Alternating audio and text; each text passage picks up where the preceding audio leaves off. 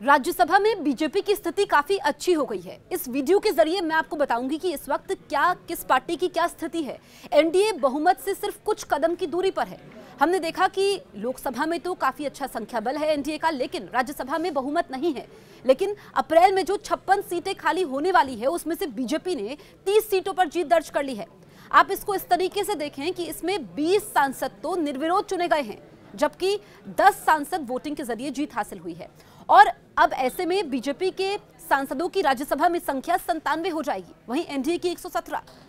और हमने देखा कि उत्तर प्रदेश में क्रॉस वोटिंग होती है, 10 राज्यसभा की सीटें और इसमें बीजेपी को अतिरिक्त 1 सीट मिलती है। हिमाचल प्रदेश में भी हमने यही देखा कि क्रॉस वोटिंग होती है, जिसमें बीजेपी को फायदा होता है। तो बीजेपी इस वक्त मजबूत स्थिति में है और ऐसे में बहुमत से कुछ कदम की दूरी पर है। लोकसभा चुनाव बेहद नजदीक है। और अगर हम इस वक्त देखें तो अपर हाउस में दूसरी पार्टियों की स्थिति की बात करें तो कांग्रेस दूसरे नंबर पर है, लेकिन सांसदों की संख्या काफी कम है। कांग्रेस के 29 सांसद हैं। आम आदमी पार्टी की बात करें तो 10 सांसद हैं। तृणमूल कांग्रेस की बात करें तो 13 सांसद है। तो बीजेपी इस वक्त मजबूत स्थिति में है। और जो क्रॉस वोटिंग हो रही है, जिस तरीके से यहां पर बीजेपी को अतिरिक्त सीटें मिली हैं, क्योंकि हमने देखा कि उत्तर प्रदेश में राज्यसभा की 10 सीटों के लिए वोटिंग होती है, हिमाचल प्रदेश में 1 सीट के लिए वोटिंग होती है, इसके अलावा कर्नाटक में 4 सीटों के लिए वोटिंग होती है। और अगर हम बाकी दलों की बात करें, जिसमें हमने आपको बताया कि आम आदमी पार्टी के इसमें 10 सांसद हैं, इसके अलावा अगर हम देखें तो जो 56 सीटें खाली होने वाली है उसमें से 30 सीटों पर बीजेपी ने जीत दर्ज कर ली है।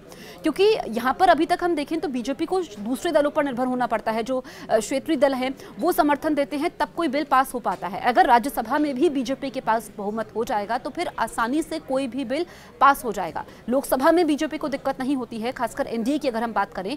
और ऐसे में जो हमने 2014 में देखा, जो हमने 2019 में देखा कि बहुमत के साथ बीजेपी सरकार बनाती है, लेकिन राज्यसभा में अब स्थिति बहुत अच्छी हो गई है।